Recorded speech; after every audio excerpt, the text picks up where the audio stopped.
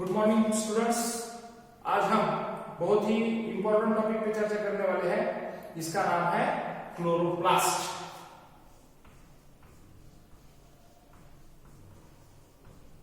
हम आज क्लोरोप्लास्ट जो ऑर्गन्स हैं उस पे आज चर्चा करने वाले हैं। हमने पहले प्रोकैरियोटिक और यूकैरियोटिक सेल पढ़े हैं, है कि नहीं? प्रोकैरियोटिक और यूकैरियोटिक सेल में मेजर डिफरेंस क्या है कि प्रोकैरियोटिक सेल में मेम्ब्रेन बॉन्ड ऑर्गेनेल्स नहीं रहते हैं और यूकैरियोटिक सेल में मेम्ब्रेन बॉन्ड ऑर्गेनेल्स रहते हैं। ये डिफरेंस मेजर और न्यूक्लियस मेम्ब्रेन का डिफरेंस हमने देखा था। अब ये जो क्लोरोप्लास्ट है, जब यूकैरियोटिक सेल में हमने फिर 3 क्लास पढ़े थे, ओके? उसमें कौन सा था? उसमें था हमारा Animalia kingdom, okay? Kingdom Animalia, kingdom Plantae और किंगडम फंगाई। ये इंपॉर्टेंट 3 क्लास उसमें के हमने पढ़े थे, प्रोटिस्ट्यूस में थे।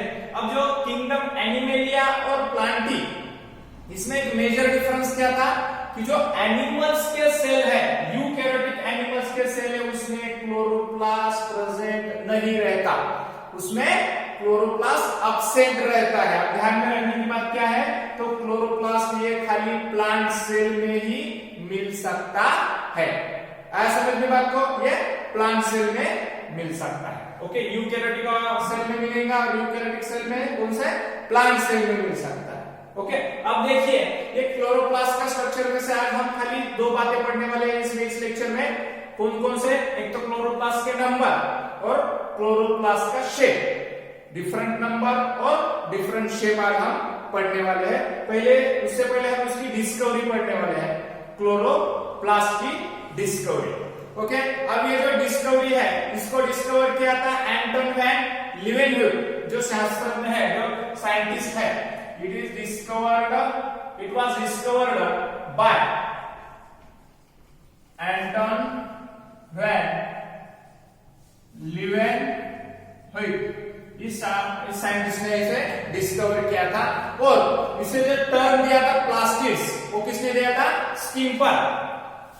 term given by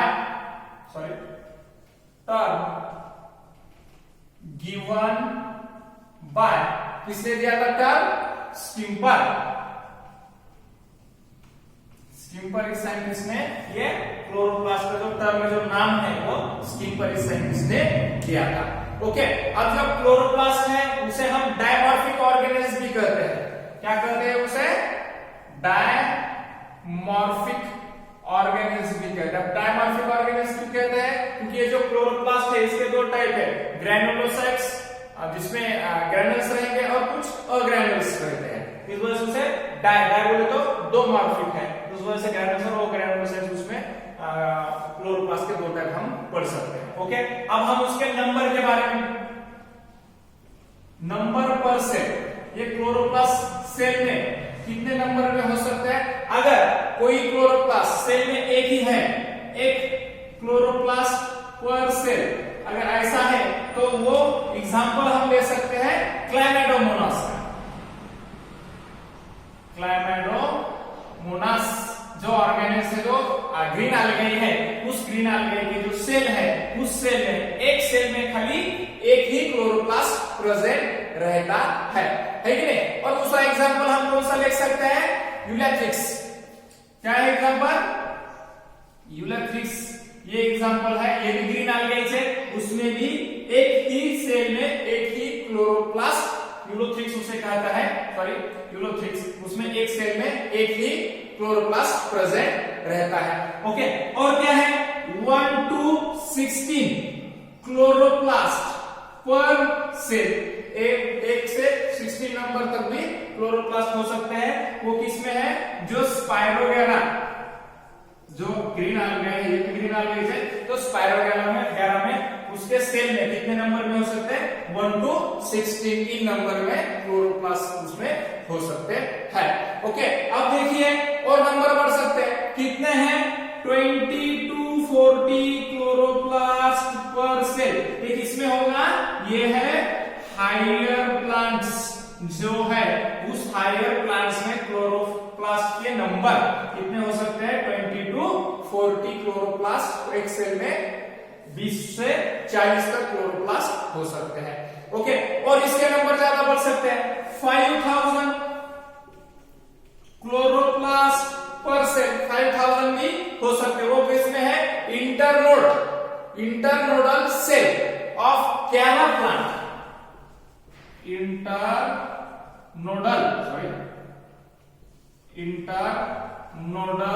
cell of Chara plant के जो इंटरनोडल सेल है उस एक सेल में 5000 तक क्लोरोप्लास्ट के नंबर एक सेल में रह सकते हैं। अब ये जो क्लोरोप्लास्ट है, इस क्लोरोप्लास्ट की साइज कितने हो सकती है, अब ये वेरिएबल साइज में रह सकते हैं क्योंकि उसके शेप भी वेरिएबल है, परंतु एक साइज उन्होंने मेंशन की है जिसकी लेंथ, क्लोरोप्लास्ट की जो लेंथ है उन्होंने मेंशन किया है 5 to 10 माइक्रोन।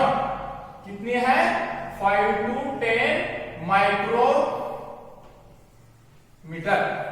कितनी है, 5 to 10 लेंथ उसकी हो सकती है, और उसकी वाइडनेस कितनी है, उसकी वाइडनेस है 2 to 4 माइक्रोमीटर्स, 2 to 4 माइक्रोमीटर। उसका शेप अलग अलग है, उन्होंने एक मेंशन किया हुआ है, मैंने उसको दिया है लेंथ और वाइडनेस। लेंथ है 5 to 10 माइक्रोमीटर एंड वाइडनेस है 2 to 5 माइक्रोमीटर।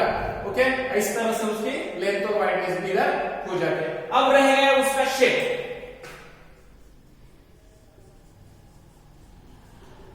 डिफरेंट शेप है उसके।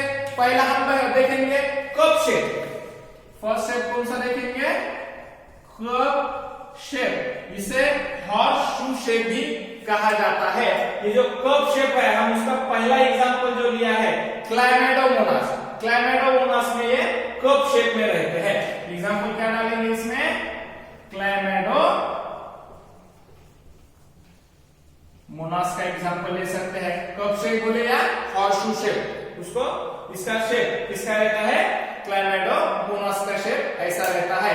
अब ये जो क्लैमाइडोमोनास का स्ट्रक्चर है, देखिए क्लैमाइडोमोनास का स्ट्रक्चर कैसा रहता है, ये हो गया हमारा क्लैमाइडोमोनास। कैसा रहता है, बायफ्लैजिलेटेड।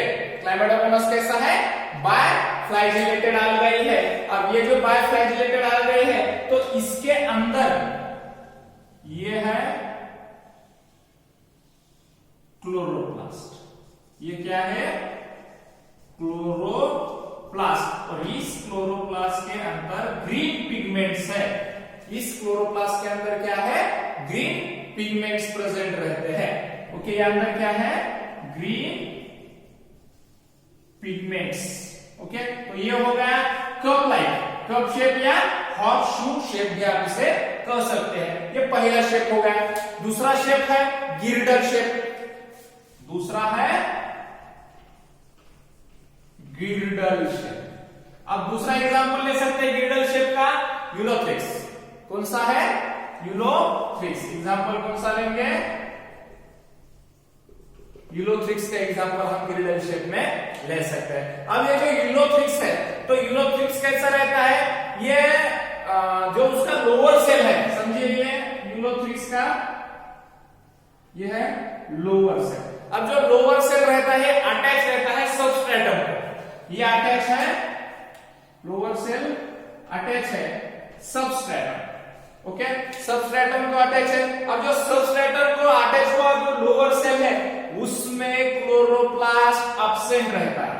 ये सबस्ट्रेटम को रहने वाला सेल में क्या रहता है, जिसमें ये जो क्लोरोप्लास्ट है, क्लोरोप्लास्ट क्या रहता है, एब्सेंट रहता है। अब तो ये जिसमें क्लोरोप्लास्ट एब्सेंट रहता है उसे क्या कहा जाता है, होल्ड फास्ट कहा जाता है। इसे क्या कहा जाता है, होल्ड फास्ट इसे कहा जाता है। अब इसके ऊपर जो सेल है,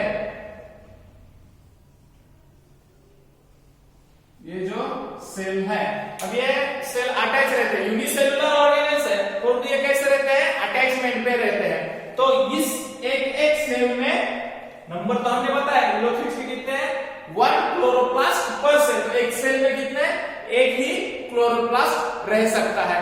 तो इसका जो शेप है गिरडल लाइक शेप। अब ये एक जो शेप है, तो इसका शेप मैंने इधर निकाला हुआ है, एक कौन सा भी बड़ा करके सेल मैंने इधर निकाला, तो इसका इसका जो सेल के अंदर का जो शेप है ये हो गया गिरडल लाइक शेप। तो इसके अंदर ये हो गया उसका शेप, समझो ऐसा मैंने निकाला हुआ है। इसके अंदर न्यूक्लियस प्रेजेंट है। इस शेप के अंदर क्या है, न्यूक्लियस प्रेजेंट रहता है। ये हो गया गिरडल लाइक शेप। ओके, दूसरा टाइप हो गया शेप के लिए बेस पे। अब तीसरा है रिबन शेप।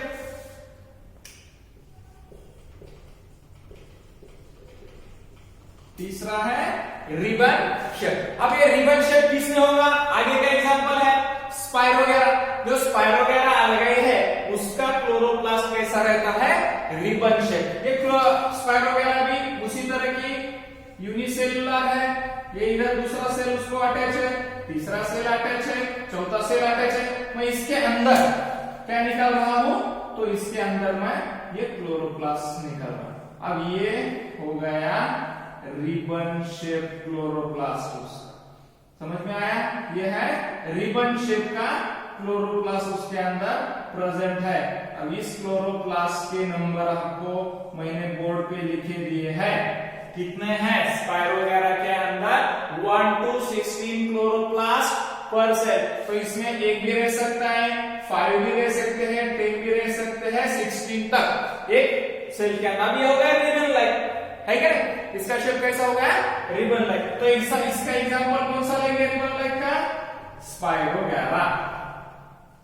स्पाइरोगेरा जो अलगाई है उसमें रिबन शेप में रहता है। और अलग शेप है कौन सा, ओवल शेप। लास्ट हम उसका पढ़ने वाले हैं शेप कौन सा है, ओवल शेप भी क्लोरोप्लास्ट रहता है। तो ओवल शेप का जो क्लोरोप्लास्ट है उसका हम एग्जांपल लेंगे, कौन सा लेंगे, तो हायर प्लांट्स के जो भी सेल है। अब देखिए इधर आ गए हम हायर प्लांट्स तक, कितने रहेंगे उसमें 20 to 40 क्लोरोप्लास्ट पर सेल। हायर प्लांट का जो क्लोरोप्लास्ट है उसका शेप कैसा रहता है, तो उसका शेप ओवल रहता है क्या। अब इसमें इस ओवल शेप में क्लोरोप्लास्ट के नंबर कितने रहेंगे, है क्या नहीं, क्लोरोप्लास्ट के नंबर कितने रहेंगे, 20 to 40 रहता है। इस तरह से हमें ये ओवल शेप, और इसको डिस्क्वाइडल शेप भी कहा जाता है। ओवल बोले हुए और डिस्क्वाइडल शेप भी उसे कहा जाता है। इस तरह से हमने आज पढ़ लिया है क्लोरोप्लास्ट की कुछ डिस्कवरी पढ़ी है और उसके नंबर पर सेल पढ़े हैं। और दूसरा तीसरा पॉइंट कौन सा है, तो उसके डिफरेंट शेप क्लोरोप्लास्ट के पढ़े हैं। हम अगले लेक्चर में डायमॉर्फिक क्यों कहा है मैंने उसे, क्योंकि इसमें ग्रैनुल्स और अग्रैनुल्स क्लोरोप्लास्ट हो सकते हैं, वो डायमॉर्फिक का है। हम अगले लेक्चर में क्लोरोप्लास्ट का स्ट्रक्चर पढ़ने वाले हैं। ओके।